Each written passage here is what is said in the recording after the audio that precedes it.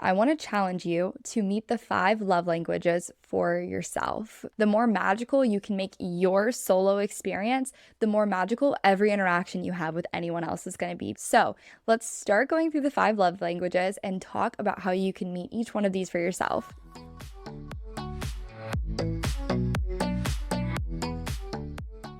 Welcome back to another episode of Initial Impressions. My name is Kaylee Pommering, and I am so grateful that you're here with me today. And it's Valentine's Day. Happy Valentine's Day. When I realized that this episode was going to be dropping, then I knew that I absolutely had to talk about love.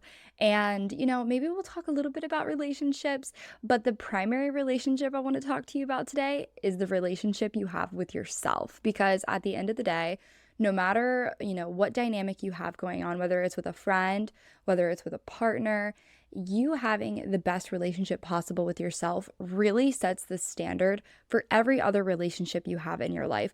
Not just the standard, but the quality. So when you have a good relationship with yourself, when you really take care of yourself, for one, you're less inclined to allow anyone into your space or your energy that doesn't meet those same standards that you have for yourself. It also shows other people how you expect to be treated and what you're willing to tolerate in that relationship dynamic that you have with them.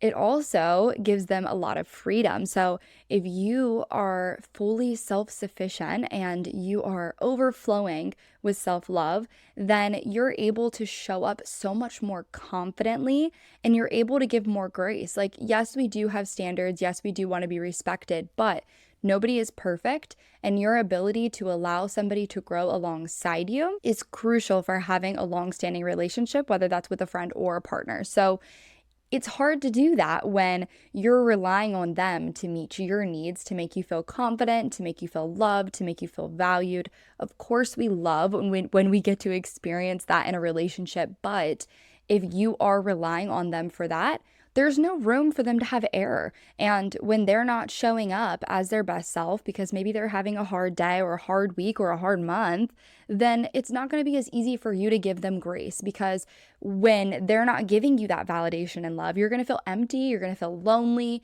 you're going to feel like there's something wrong with you, you're going to have some worthiness issues, and all of that can easily be avoided if you intentionally continue to nourish this relationship that you have with yourself first. So when it comes to love with our partners, we tend to think about the ways that we like to give love, the ways that we like to receive love, and we think of that as an entirely exterior experience. But if you pay attention to that, then you can turn that then on yourself and realize, okay, if I really love when people give me words of affirmations, then maybe I should start intentionally giving myself words of affirmation. So you can notice in your relationships with other people what qualities are really important to you. And if you want to sustainably be filled with so much overflowing love, then you have to, give yourself the same expectations for love that you would put onto somebody else. Actually, more. If we can switch the expectations to, I expect the love from me and everything else that I get is icing on top. Oh my gosh, life gets so much more delicious when you're living in that state of being. So all of these different areas that you would want from a partner, let's talk about how you can give them to you. We're going to go through each of the 5 love languages, and we're going to think about ways that we could show up for ourselves in this way for Valentine's Day this year. Because when you fill your cup up first, and then you go have fun with others, or maybe you just really enjoy your presence this year. Maybe this year it's not about exterior romance. Maybe for you it's about romanticizing your single life, your life on your own. Maybe you want to fall in love with yourself, make your life a fairy tale. I'm so for that. The more magical you can make your solo experience, the more magical every interaction you have with anyone else is going to be. Because, like I said, it's icing on top. So here are the 5 love languages. We have words of affirmation, acts of service, giving and receiving gifts, quality time, and physical touch. So for words of affirmation, this is a big one that we so frequently rely on other people for that we could do for ourselves so easily. But it starts with actually valuing our own opinion. And that can be kind of difficult because we have given over so much of our power, and many of us, without even choosing to, have shifted the power into what everyone else thinks is more important than what I think about me.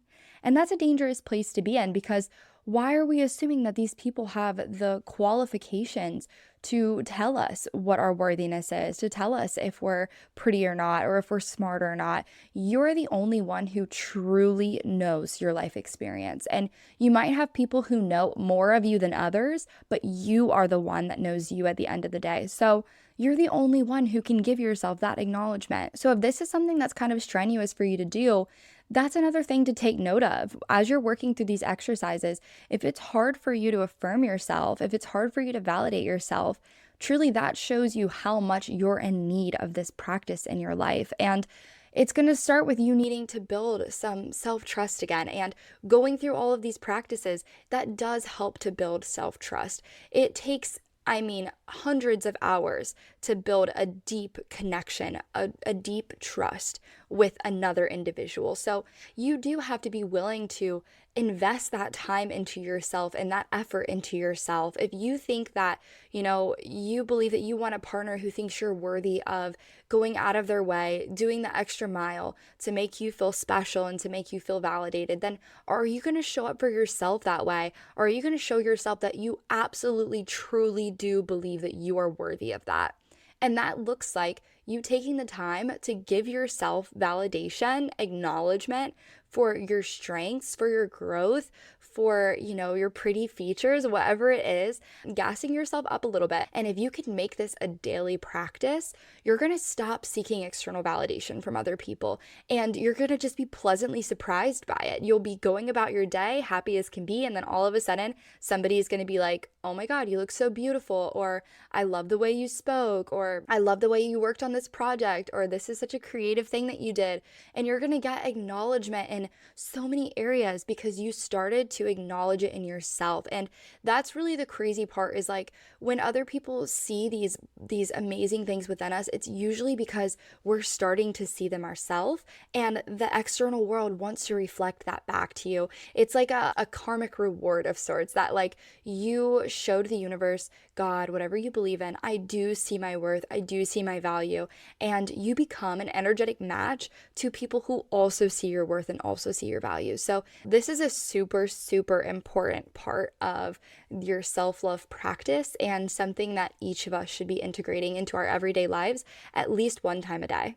Okay, for acts of service, what's something that you have been avoiding doing that needs done?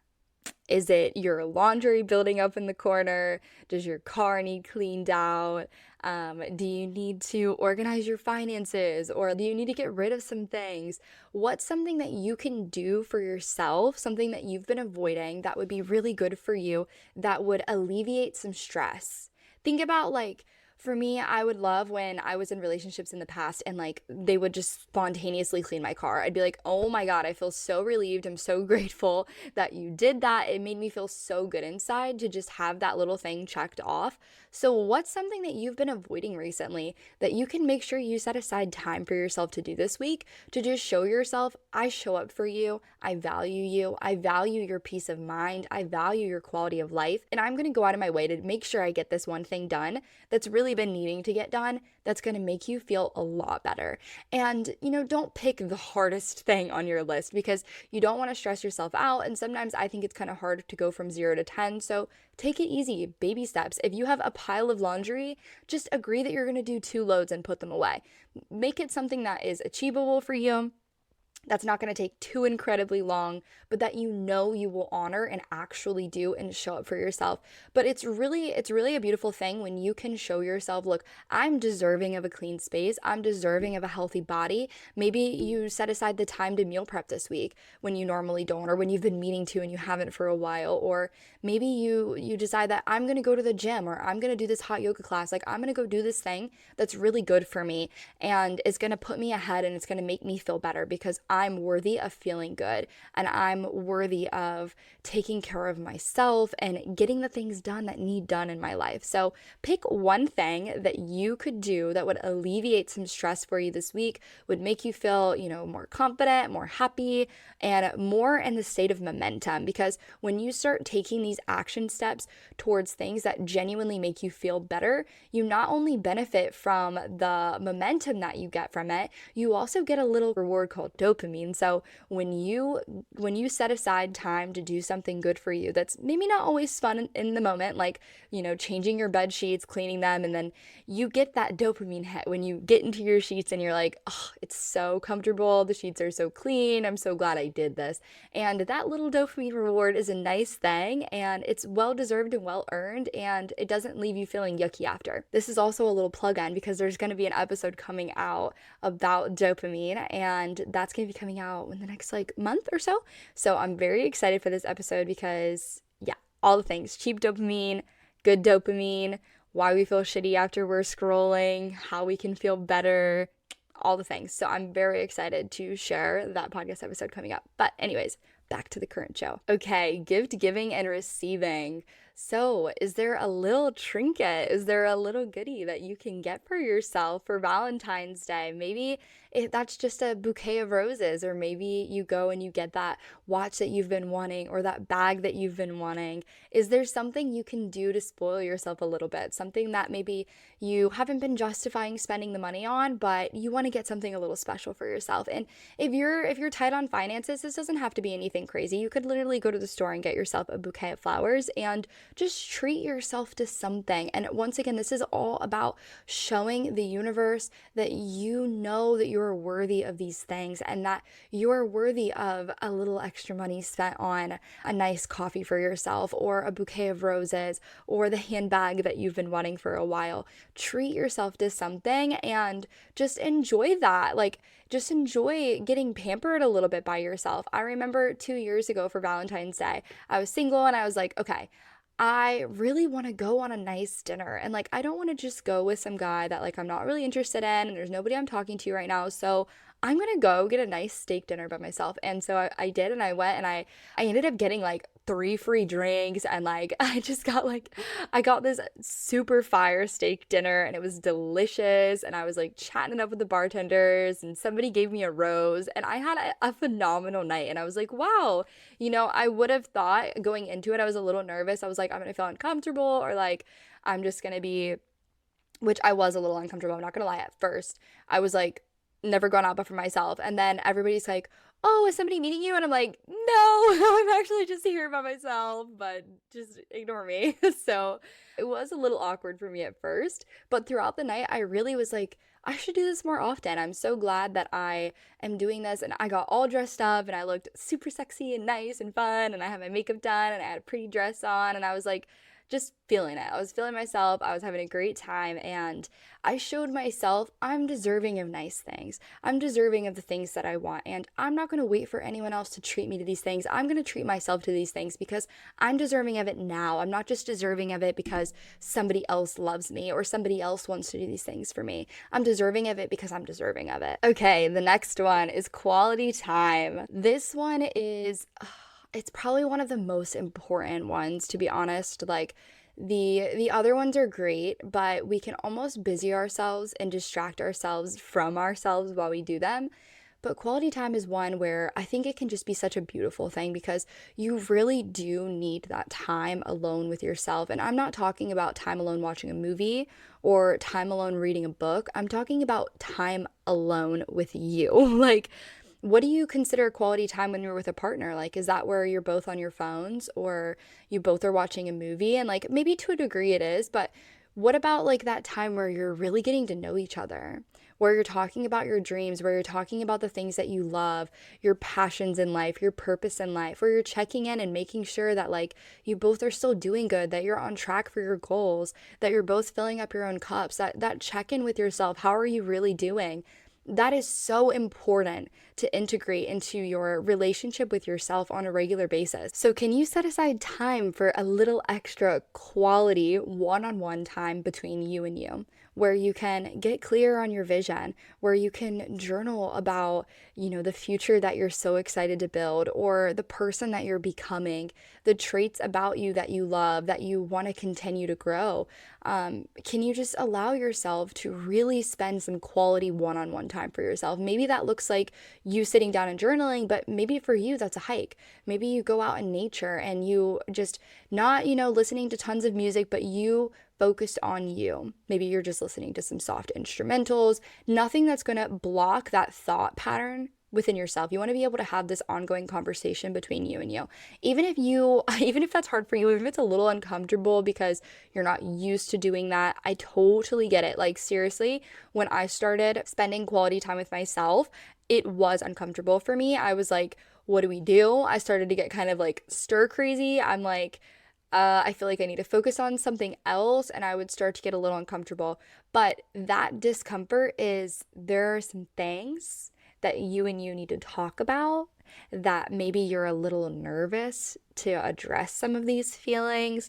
Maybe they're going to bring up some uncomfortable emotions. But if your partner was experiencing some uncomfortable emotions, would you not want to get to the bottom of it with them? Would you not want to comfort them? Would you not want to make sure that you guys are good?